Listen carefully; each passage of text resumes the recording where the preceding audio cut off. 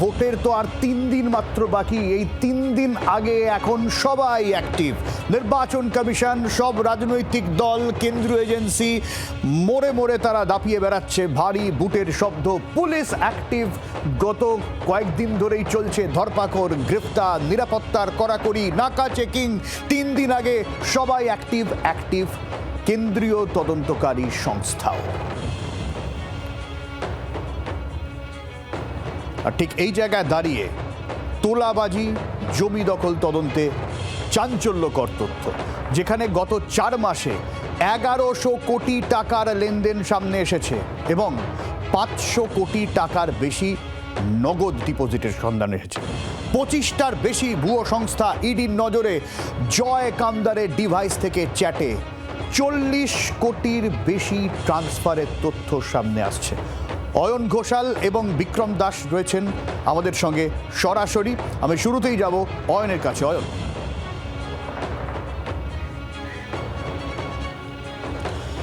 যে টাকার অঙ্কটা তুমি বললে সত্যি চমকে ওঠার মতো, এবং খুব কম সময়ের মধ্যে এই টাকাটা ট্রানজ্যাকশন হয়েছে, এবং তার মধ্যে আবার 500 কোটি টাকা লিকুইড মানি ট্রানজ্যাকশন হয়েছে। 500 কোটি টাকা, যেখানে নাকা তল্লাশি, নাকা চেকিংয়ে 2 লক্ষ 2.5 লক্ষ টাকাও ছাড় পাচ্ছে না, সেখানে বিগত 4 মাসের মধ্যে 500 কোটি টাকা।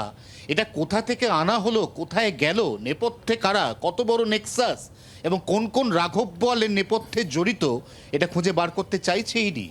শুধুমাত্র প্রমোটিং ডেভেলপমেন্টের ব্যবসা, নাকি তার পেছনে আরও বৃহত্তর কোনো অসামাজিক কাজকর্ম?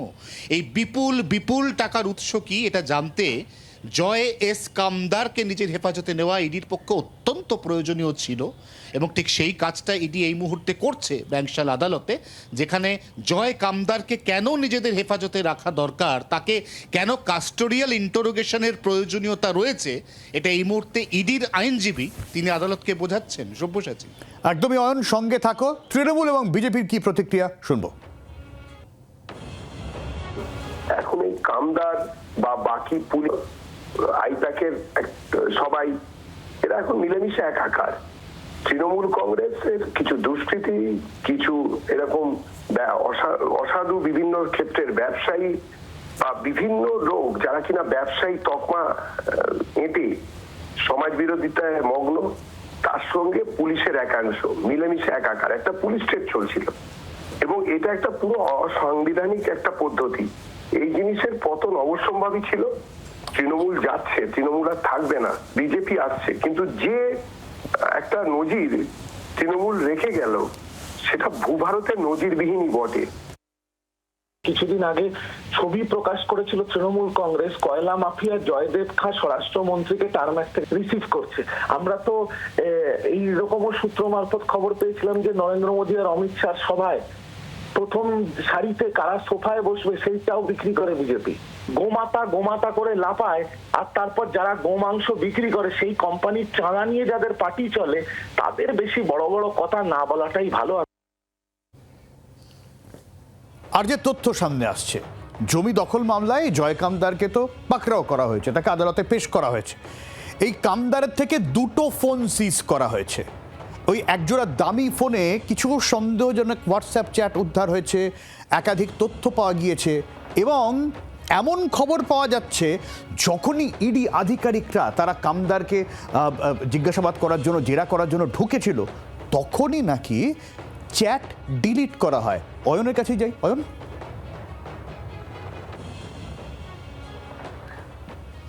ওই 40 মিনিটের কথা মনে থাকবে। ওই 40 মিনিট ইডি আধিকারিকরা কেন্দ্রীয় বাহিনী নিয়ে বাড়ির বাইরে দাঁড়িয়ে রয়েছেন। বাড়িতে জয় কামদারের পোষ্য বিরাট বড় কুকুর, সে ঘোরাফেরা করছে এবং গেট ভেতর থেকে তালা বন্ধ। এই 40 মিনিটে জয় কামদার একের পর এক হোয়াটসঅ্যাপ চ্যাট ডিলিট করেছে বলে ইডি সূত্রে খবর। কার্যত নিশ্চিত করে ইডি কথা জানাচ্ছে যে তার যে 2টি বহুমূল্য মোবাইল ফোন, এই 2টি ফোনে একাধিক হোয়াটসঅ্যাপ চ্যাট, সেগুলো ডিলিট করা হয়েছে। তার মধ্যে কিছু কিছু চ্যাট, বলা ভালো 20 থেকে 21% চ্যাট ইতিমধ্যে রিট্রিভ করা হয়েছে, সেটাই যথেষ্ট বিস্ফোরক। সেই যে চ্যাট রিট্রিভ মাত্র 20%, তাতেই 1100 কোটি 500 কোটি এরকম ফিগার আসছে। তাহলে এখনো পর্যন্ত যে চ্যাট ডিলিটেড এবং নট ইয়েট রিট্রিভড, সেই চ্যাটের মধ্যে আর কি বিস্ফোরক তথ্য আছে, এটা ইডির যারা বিশেষ সেল, যারা এই ধরনের চ্যাটগুলি রিট্রিভ করার ক্ষেত্রে পারদর্শী, তারা এই কাজটা করে যাচ্ছেন। আর একটা কথা বলি সব্যসাচী, সেটা হচ্ছে গ্রেফতারির একটা সম্ভাবনা তৈরি হওয়া মাত্র অসুস্থতা। এটা ইডি আগে দেখেছে। ইডি এর আগে একাধিক এরকম ব্যক্তি যাদেরকে গ্রেফতার করার মুখে বাধা পেয়েছে, কারণ তারা হঠাৎ করে কোট আনকোট অসুস্থ হয়ে পড়েছেন। আজকে কিন্তু আগাগোড়া ইডি সজাগ ছিল। প্রথমত জয় কামদার আরজিকর মেডিকেল কলেজ হাসপাতালে ট্রমা কেয়ারে যে বেডে ছিল, আমরা জানি যে অভয়া কাণ্ডের পর আরজিকর এমনিতেই কেন্দ্রীয় আধা সেনার নিরাপত্তার দায়িত্বে রয়েছে। জয় কামদারের বেডের পাশে 4 জন আধা সেনা মোতায়েন ছিল, 2 জন ইডি আধিকারিক মোতায়েন ছিলেন, যাতে এক পলকও তাকে চোখের আড়াল না অয়ন করা হয়। সঙ্গে থাকো। এবং আর তারপরে যেরকম অয়নও জানালো যে বিস্তর টানাপোড়েন চলেছে, যেরকম বলছিলেন অয়ন যে তাকে হাসপাতালে ভর্তি করা হয়েছে, মেডিকেল বোর্ড রিপোর্ট দিয়েছে তিনি ফিট, তারপর তাকে আদালতে পেশ করা হয়েছে। এই নিয়ে কি আপডেট আছে বিক্রম?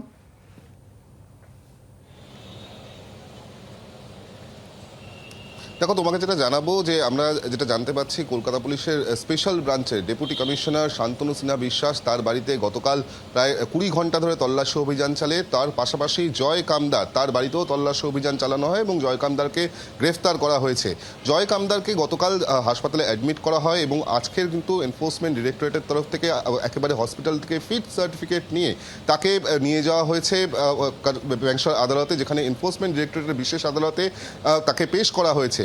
ইডি আধিকারিকরা যেটা জানাচ্ছেন যে আজকে 2:30টার সময় শুনানি হবে, যেখানে এনফোর্সমেন্ট ডিরেক্টরেটের তরফ থেকে জয় কামদারকে নিজেদের হেফাজতে নেওয়ার জন্য একদিকে যেরকম আবেদন জানানো হবে, পাশাপাশি তাকে জিজ্ঞাসাবাদ করে মূলত এই যে বিপুল অঙ্কের টাকা, 1100 কোটি টাকা যে ট্রানজ্যাকশন ইতিমধ্যেই হদিশ পাওয়া গিয়েছে, সেই টাকা কোথায় কোথায় শেষমেশ গিয়ে পৌঁছেছে তা জানার চেষ্টা করবেন তদন্তকারী আধিকারিকরা।